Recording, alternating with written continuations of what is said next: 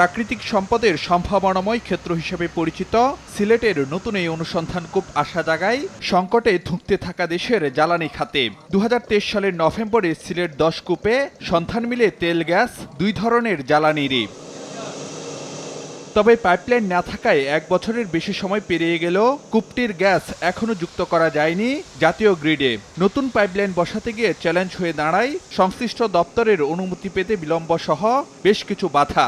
তবে সেসব পেছনে ফেলে 6 ইঞ্চি ব্যাসার্ধের পাইপলাইন নির্মাণ কাজ এখন শেষ পর্যায়ে। পেট্রোবাংলার আশা, চলতি মাসে গ্যাস সঞ্চালন হবে নতুন এই পাইপলাইনে, যেখান থেকে জাতীয় গ্রিডে দৈনিক সরবরাহ করা যাবে 20 থেকে 25 মিলিয়ন ঘনফুট গ্যাস। পাইপলাইন বসাতে যে দেখা গেল যে রোডসের পাশ দিয়ে যাচ্ছে, সেখানে ডিচ, ওখানে আবার গ্রামবাসী মাছ চাষ করেছেন, তো ওগুলি আবার সলভ করতে হচ্ছে। আবার দেখা যাচ্ছে রোডসের এক্সটেনশন হবে, তখন রোডসের পারমিশন নিতে হচ্ছে। আশা করি যে ফেব্রুয়ারি লাস্ট উইকে আমরা একটা রেজাল্ট পাবো। উদ্বোধনের ডেট পেয়ে যাবেন ফেব্রুয়ারি শেষে।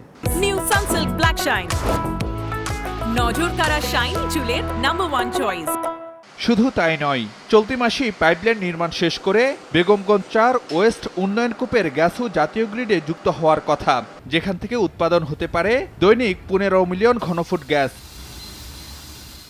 সব মিলিয়ে চলতি মাসে অভ্যন্তরীণ উৎস থেকে দৈনিক 40 মিলিয়ন ঘনফুট গ্যাসের যোগান বাড়াতে চাই পেট্রোবাংলা। গরম আসার আগে যা কিছুটা হলেও হাঁফ ছাড়ার আশা জাগাচ্ছে জ্বালানি খাতে।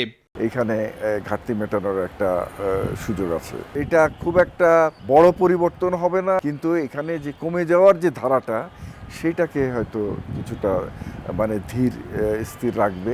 এই কারণে আরও বেশি পরিমাণ কূপ খনন করে এই ধারাটাকে উপরের দিকে নিয়ে যাওয়ার চেষ্টা করা উচিত। সিলেট 10 কূপ সম্ভাবনা জাগানোই সেখানে নতুন করে আরও কূপ খননের লক্ষ্য ঠিক করেছে পেট্রোবাংলা। ফারুক ভিয়া, রবিন, সময় সংবাদ, ঢাকা।